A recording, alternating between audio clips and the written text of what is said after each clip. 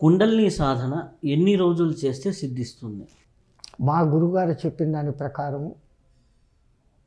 కఠినమైన సాధన దినంలో 10-12 గంటలు దానికే స్పేర్ చేస్తే 1.5 సంవత్సరం, half of the time spare చేస్తే 3.5 years, ఊరికే 7.5 ఏళ్ళు వదలకుండా చేస్తే ఎవరికైనా కానీ కుండలిని కదులుతుంది. ఇది మా లెక్క. నమ్మకపోవచ్చు, అదే మీరు ఇప్పుడు చెప్పారే వారం రోజుల్లో లేపేస్తాను. వారం ఎందుకు, నేను ఇప్పుడే లేపేస్తాను. 1000 రూపాయలు ఇవ్వండి, నేను సర్టిఫికేట్ మీ చేతికి ఇస్తాను, లేచిపోతుంది, అయిపోయింది. ఈ లేచిపోవడం కాదు. ఐఎమ్ నాట్ క్రిటిసైజింగ్ అదర్స్, ఇంకోళ్ళని క్రిటిసైజ్ చేయడం కాదు. ఎవరైనా అటువంటి మహానుభావుడు ఉన్నాడేమో, అదే ఇంతకుముందు నేను చెప్పిన వేదాద్రి లాంటి మహానుభావులు ఉండవచ్చు. ఇప్పుడు మన మధ్యలో ఆ మహానుభావుడు కుర్తాళం పీఠాధిపతి, ఆయన ఖర్చు చేయడు, ఆయనకు ఆ పవర్ ఉంది. అది అర్హుడు అనర్హుడు చూసి కదా ఇవ్వాలా. అపాత్రదానము సపాత్రదానము అని మీరు ఎట్లా అంటారు? ఇప్పుడున్న వాళ్ళలో శక్తివంతమైన మహానుభావుడు శృంగేరి పీఠాధిపతి దృష్టిపాతంతో చేయగలరు, ఆశీర్వాదంతో కూడా చేయగలరు. అంటే మానసిక సంకల్పంతో వాడు ఉన్నతి పొందుగాక చేయగలరు. కానీ వాళ్ళదంతా వేదపు రూటు, స్వామివారిది సాధనా రూటు. మంత్ర సాధన కావచ్చు, ఆయన కూడా ఎన్నో రకాల సాధనలు చేసి తాను ముందు మంత్రపిండం అయిపోయినాడు, మాంసపిండం కాదు. ఎవరైనా చేయాల్సింది ఈ మాంసపిండాన్ని మంత్రపిండంగా మార్చుకోగలగడం. ఇంత సాధనలు ఇంత కష్టము లేకుండా మన పూర్వీకులు మనకు ఒక్కొక్క 2 నిమిషాల శ్లోకాలు, ఒక 5-6 శ్లోకాలు చెప్పారు, ఆయా టైంకు చేసేది. ఇది చేస్తే కూడా ప్రతి జీవి ఈ మాంసపిండం కాస్త మంత్రపిండం అవుతుంది.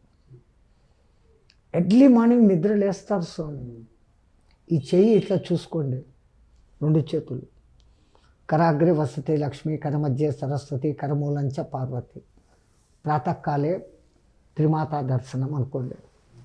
ఇది చదివేదానికి ఎంతసేపు పట్టింది? ఒక half minute, even half minute లేదు. తర్వాత భూమి మీద కాలు పెట్టారు.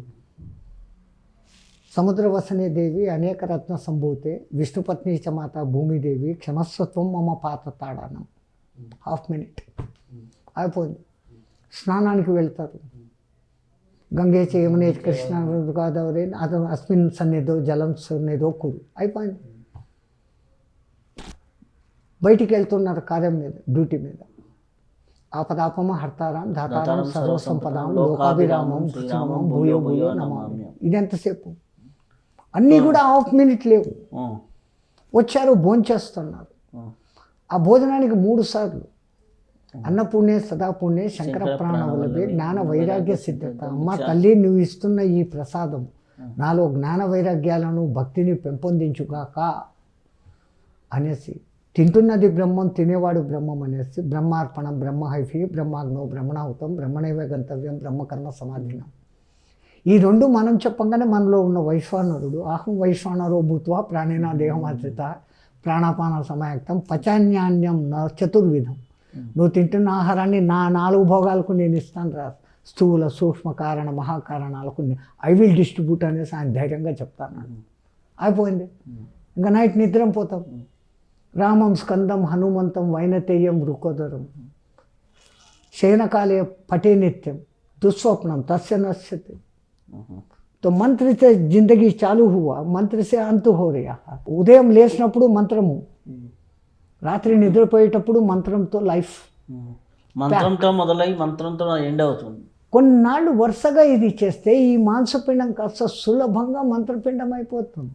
చాలామంది కుండలిని క్రియ చేస్తూ ఉంటే అది చాలా కష్టము, కష్టంతో పాటు దానివల్ల కొన్ని నష్టాలు కూడా వస్తాయంటారు. ఎందుకని?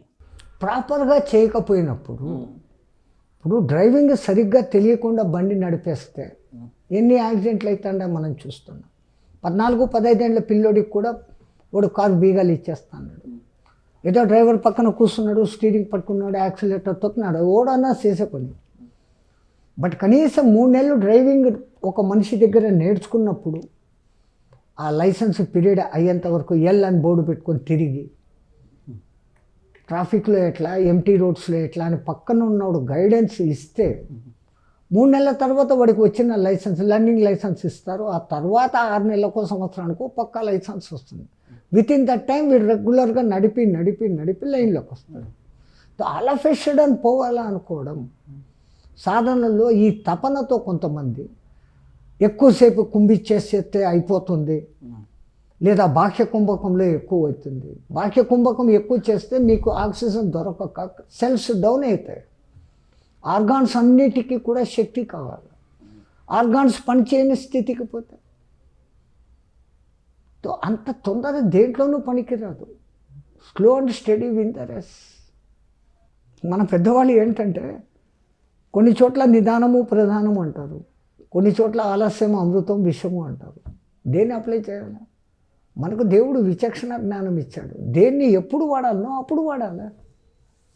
ఏ పనిని తర్వాత చేయాలా, వద్దు మంచిది కాదు, పోస్ట్ పని చేసి థింక్ చేస్తాం, ఇది చేయటం వల్ల మంచిగా చెడ్డ, నాకు లాభమా నష్టమా, ఇతరులకు లాభమా నష్టమా, ఈ థింక్ చేస్తే అక్కడ నిదానమే ప్రధానం. ఆకలితో ఒకడు వచ్చాడు, ఇంకా అమృత గడియలు రాలే, నువ్వు తర్వాత రా నీకు నేను పెడతాను, అక్కడ అది పనికిరాదు. అక్కడ ఆలస్యం అమృతం విషయం. ఆ టయానికి ఏది ఉందో నువ్వు వాడికి ఒక పండు ఇచ్చినా వాడి ఆకలి తీరుతుంది. So which one should have to apply, ఇది విచక్షణ పరమాత్మ మనకిచ్చినాడు. ప్రతి దాంట్లో ఈ విచక్షణ వాడుకొని తొందరపడకుండా శాంతంగా ఆత్రపడి నాకు వచ్చేయాలా కోరుకోవాల్సిన పనే లేదు. You are eligible fit person. నీకు వచ్చేందుకే నీ మానవ దేహం వచ్చింది. మనం ఊర్దే ఇది తిరియజ్ఞానులం కాదు. పక్షులన్నీ కూడా దాని వెన్నెముక ఆకాశానికి భూమికి సమాంతరంగా ఉంటుంది. ఏ జంతువు అయినా ఫ్లాట్గా ఉంటుంది, మనిషికి మాత్రమే ఇలా ఉంటుంది. అందుకే వాడు ఎప్పుడు ఊర్ధ్వగతికి పోయేదానికి వాడి ఎప్పుడు అగ్నికీలాలు ఎప్పుడు పైకే పోతూ ఉంటాయి. నాభి నుంచి అగ్నికీలాలు వాడికి ఎప్పుడు టాప్కే. ఆ సహస్రారం దగ్గర బ్రహ్మరంధ్రం అందుకే ఉంది, అది విశ్వశక్తిని గ్రహించేదానికి. మనలో ఉంది. దానికి ఆత్రపడేసి దాన్ని ఓపెన్ చేసేయాలి. మేక్ పెట్టుకుంటామా? బ్రహ్మరంధ్రం ఓపెన్ కావాలంటే there is a system, there is a procedure. Adopt that procedure, you will get it succeed. మీకు ఆ అర్హత ఉంది అనేదానికే మానవ జన్మ మనకు వచ్చింది. దాన్ని మనం సద్వినియోగం చేసుకోవాలి. ఈ మాటలన్నీ చెప్తే మళ్ళీ ఇది మతపరము అనుకుంటారు. ఇక్కడ ఇది మతపరమైన విషయం కాదు. ప్రతి మానవుడికి రెస్పిరేషన్ తీసుకుంటున్నాడు. దేవుడు లేడు అనేవాడు తీసుకుంటున్నాడు. ఏ మతము ఆచరించని వాడు కూడా ఈ పని చేస్తూనే ఉన్నాడు. అసలు ఇదంతా ఏది లేకుండా అతి స్లోగా మీరు గాలి తీసుకొని అతి స్లోగా వదలండి. ఆటోమేటిక్గా మీ లైఫ్ స్పాన్ పెరుగుతుంది. మానవుడి తపనంతా ఎక్కువ కాలము రోగాలు లేకుండా బాగా బతకాలా అనేది లక్ష్యం. ఈ సాధనలు ఏది చేయని వాడు కూడా బతుకుతూనే ఉన్నాడు. కానీ సాధన చేసినవాడు వాడితో కంపేర్ చేస్తే ఒక 4-5 ఏళ్ళన్నా ఎక్స్ట్రా బతుకుతున్నాడు. ప్రూఫ్. ఎందుకు? వీడు సాధన చేస్తున్నాడు, వాడు చేయడం లేదు. మామూలుగా తిరిగిపోతున్న శ్వాసక్రియను తన కంట్రోల్లోకి ఎప్పుడైతే తెచ్చుకున్నాడో వాడి లైఫ్ స్పాన్ పెరుగుతుంది. మామూలుగా చేస్తున్నాడు, వాడు ఎన్నాళ్ళు బతుకుతాడో అన్నాడే బతుకుతాడు. బతకడం అనేది మన చేతిలో ఉంది సాధన చేస్తే.